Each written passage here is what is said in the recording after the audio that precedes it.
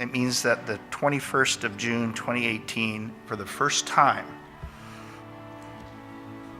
perhaps globally, a country will adopt or put into force a law to develop a framework to tackle post-traumatic stress disorder and mental health injuries for the first time, and Canada is leading the way. We are here to reach out to our peers and try to prevent PTSD.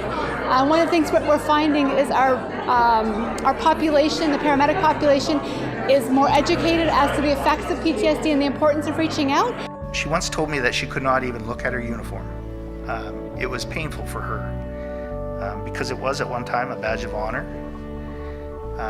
It was something she was very proud of, and at one point it became a badge of shame. She struggled with it, but recently she's been told that she cannot go back to work, a decision taken out of her hands.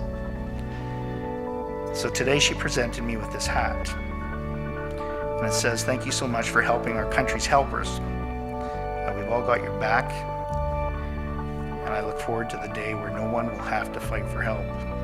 The work that you did as paramedics, those of you that I've known over those years, don't ever forget how important that work was to those patients that you looked after and you transported. And most of them made it to the hospital intact, and we know the stories of those who didn't.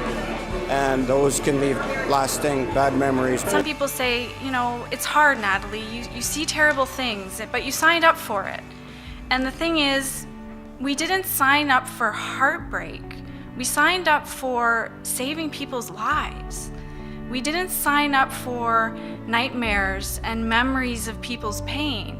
We signed up for achieving educational goals and making a difference in people's lives. That's what we signed up for. No one signed up for the pain that PTSD brings. But my hope is that through this type of legislation, we will prevent that from happening. Having to go into the water to retrieve the body of a 4-year-old girl. And I've been strong as an ox all my life, and I started to tell them the story about turning around and walking back to the parents who were waiting on the bank, and the mother started to scream, and the father. And then I started crying. I just couldn't hold it back. It was the first time in my life that it really seemed to affect me. And then I realized, this is so important. And I have to thank Todd and everyone who voted for this bill and the government who's going to support it, because it's so important. We're here on behalf of all the souls and people that this piece of legislation represents. And at the end of the day, we owe it to them to continue to work to make sure that any first responder that is so fundamental to our country that is suffering, we are there for them. C-211 is, to me, is the same as what my dog is. It's to give people hope. So my husband is still a serving medic here in Ottawa, and my biggest worry now is something happening to him. And so I'm optimistic now that this framework going forward will give us a place to start.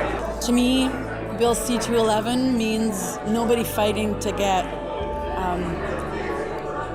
the help that they need and deserve. I was diagnosed with PTSD 2.5 years ago after a traumatic call, and my life's never been the same, and it won't ever be the same.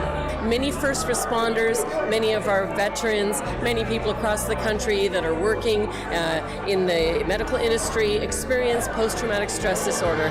It can be very debilitating, but we have solutions, we have hope, and we have ways that we're going to fix this. What you do every day in your lives is what really matters, and the fact that you've got champions like Todd to make sure that we're looking at what we can do from a federal level to help those who need help, to make sure that there are systems in place for those who suffer from the effects of what they encounter in their day-to-day work. That's why we do what we do, is to support you and to celebrate what you do, to thank you what you do.